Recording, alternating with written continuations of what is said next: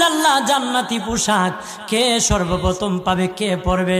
নবী বলেন, আয়েশা রে, জান্নাতি পোশাক সর্বপ্রথম আমি রাসূলুল্লাহ পাবো, কিন্তু আমি নবী সর্বপ্রথম পরব না।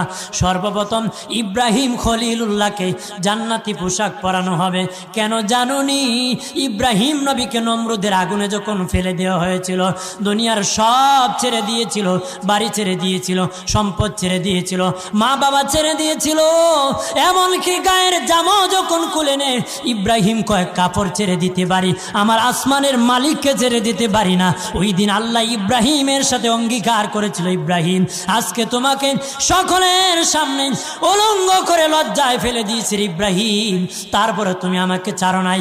আমি কিয়ামতের দিন সকলের সামনে মুসলমান, বেঈমান, কাফের, নাস্তিক যারা তোমাকে উলঙ্গ করেছিল তাদের সামনে আমি আল্লাহ আনুষ্ঠানিকভাবে তোমাকে কাপড় পরায়া দিব।